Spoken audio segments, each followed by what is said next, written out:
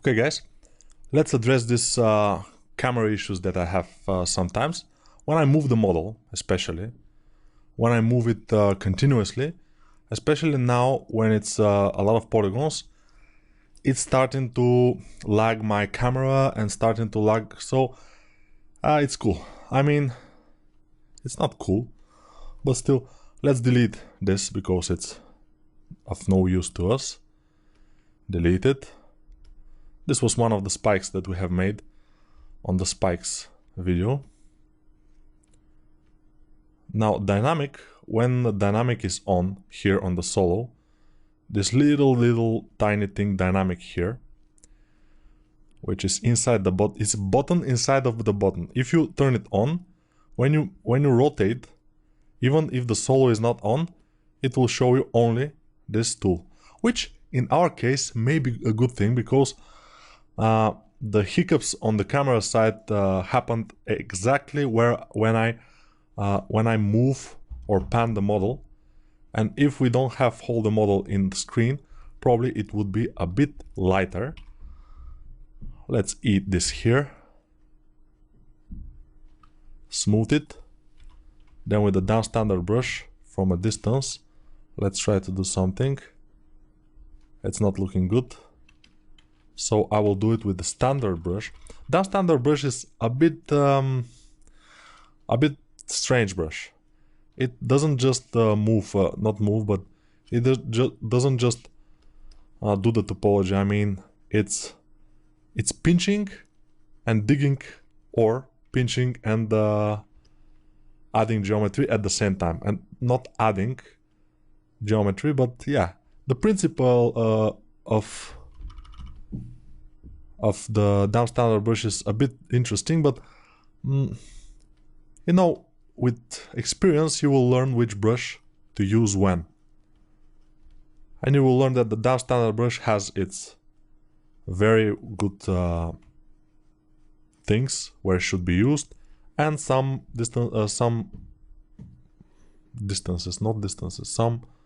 instances that it shouldn't be used. So it's up to you. But as I say always in my tutorials, this is kind of this video example is kind of in front, kind of later in the tutorial, so not too many people will watch it. I mean, I saw some models that people have made on my tutorials, but they are not too much. I mean, not more than 6-7, I think. So most people are just watching. Most people are just watching the beginning, and they get bored, since these tutorials are not that expensive and they don't have this will to take it to the end, which is understandable. I understand that, but you know, if you buy this, it's a good idea to just get on with it, you know. It would be a good idea.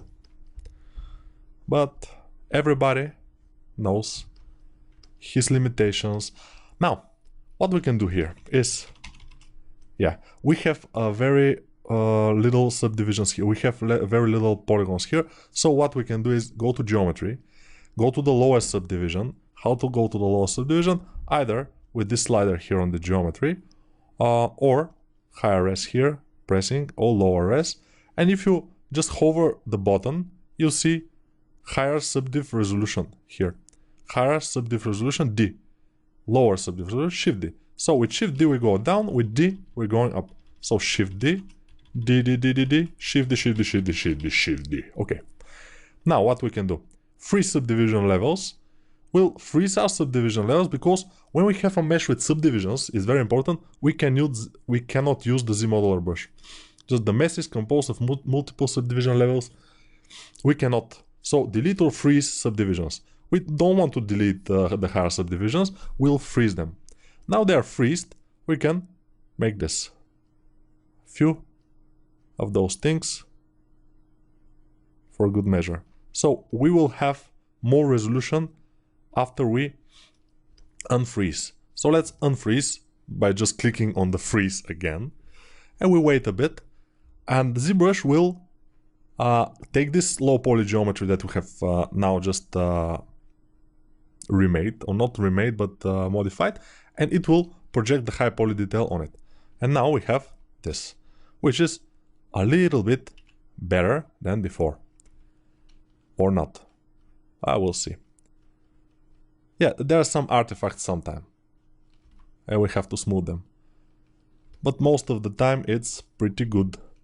So now it's pretty good, and I will just do this. Of course, this became a bit lighter than it has to be probably.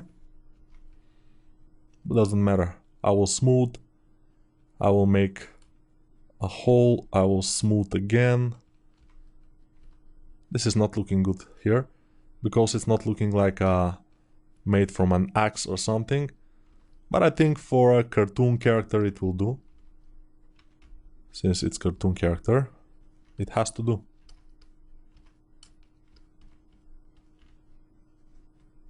And I'm continuing to use the high polish brush. Let's make it white. White is a bit more contrasty. Yeah, I had to restart the brush again.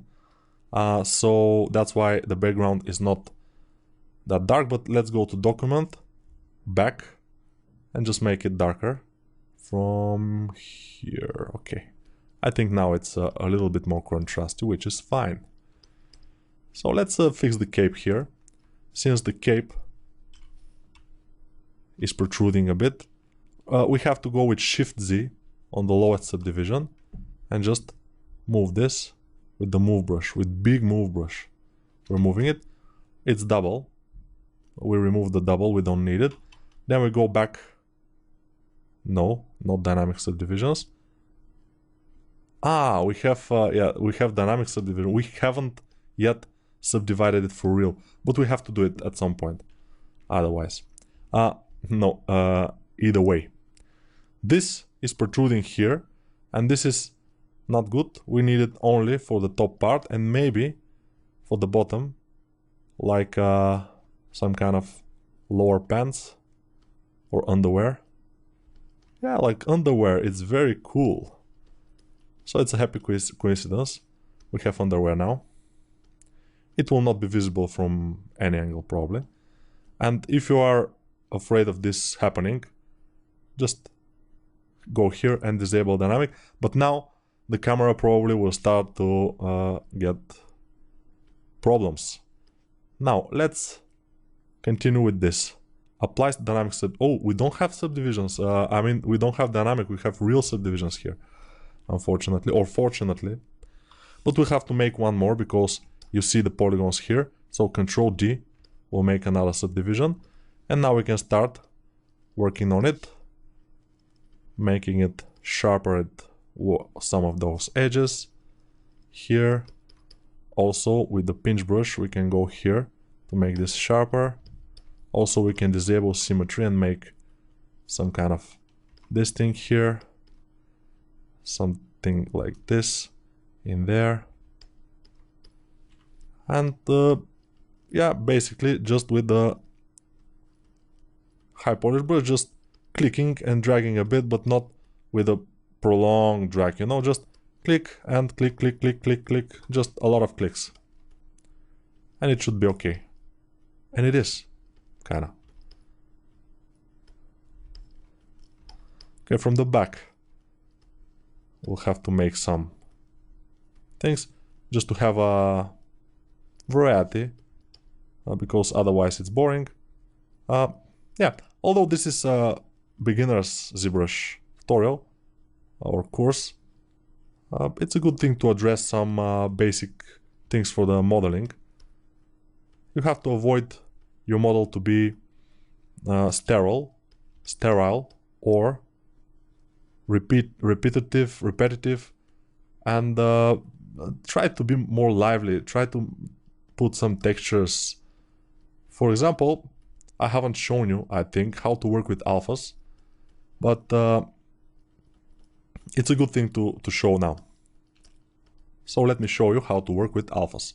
I will just show you, but we won't use it probably. So we go to the standard brush, for example, standard brush.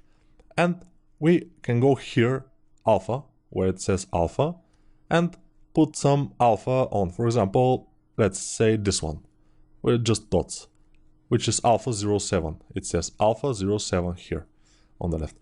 So when we drag our mouse now, we are dragging with this alpha 07. Without the alpha, it is just the standard brush, you know, but with the alpha is this. But here we have the stroke, and the stroke, if we make it drag rect, we can drag this alpha like this.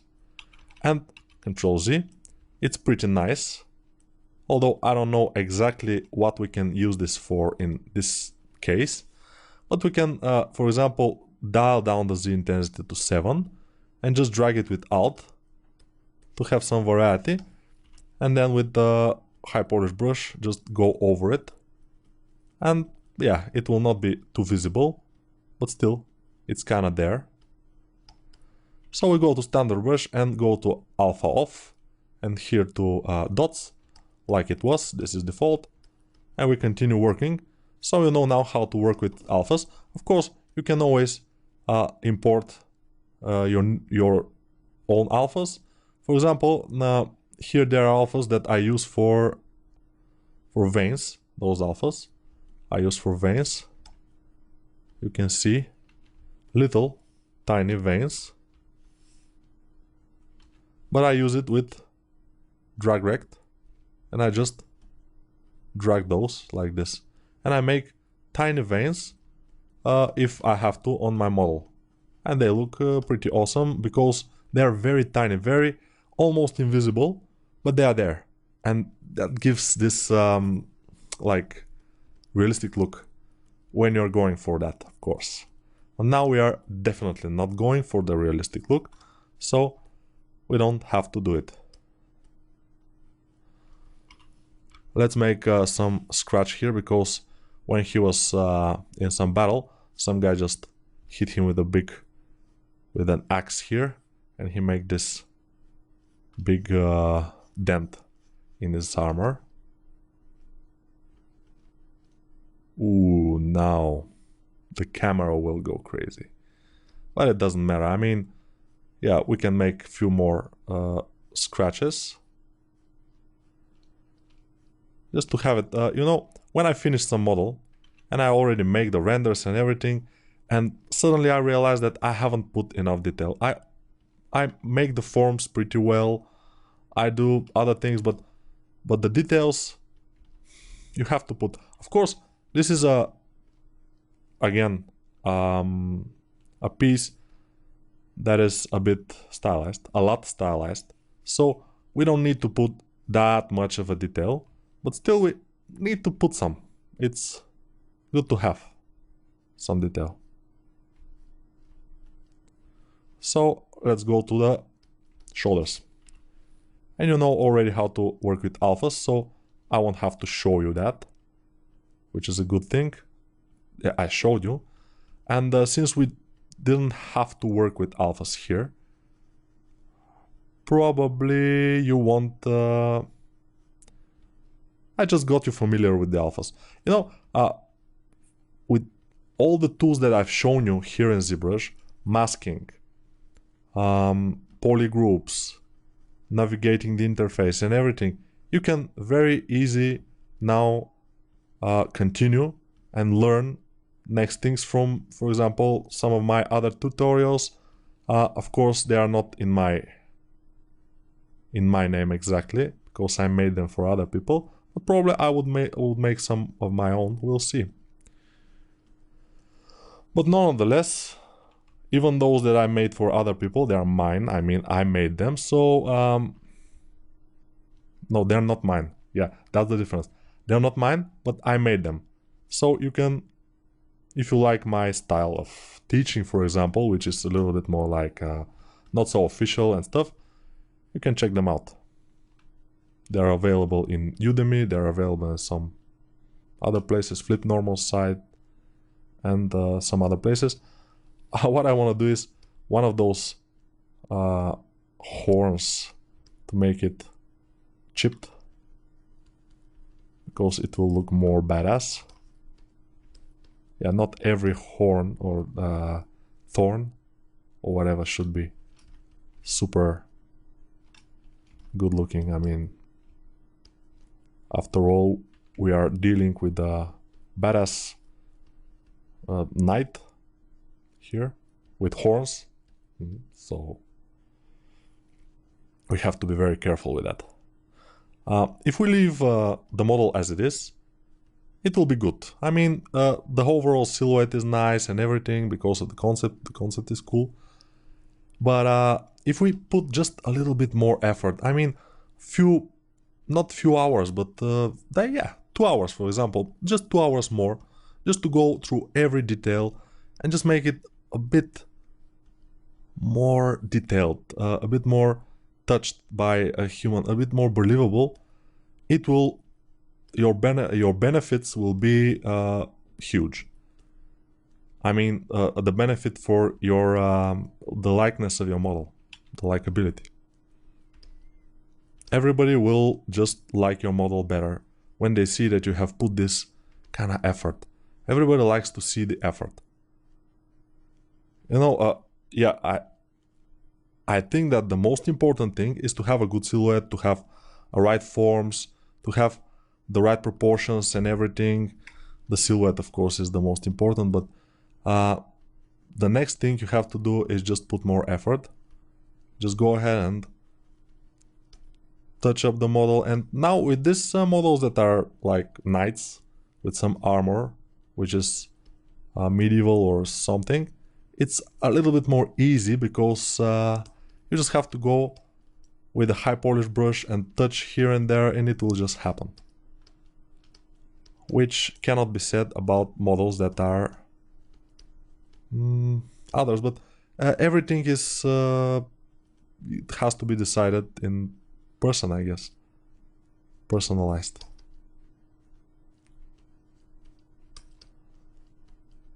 But I think we are getting pretty good. Both shoulders are already nice. We can put a bit of a dent in there. Why not? And we don't have almost any dent in here, so I'll put one little one here, just for good measure. This also I will eat a bit. And you notice how the model is starting to look a bit more beaten up, but still a little bit nicer overall. Let's make some eyebrows here. Why not? It's my decision. Also, when you're making the model, it's your decision whether to put whatever you want. I mean, yeah, if you're working for a client, of course it's most of the time it's his decision. Okay, saving project. Now I will make a dent here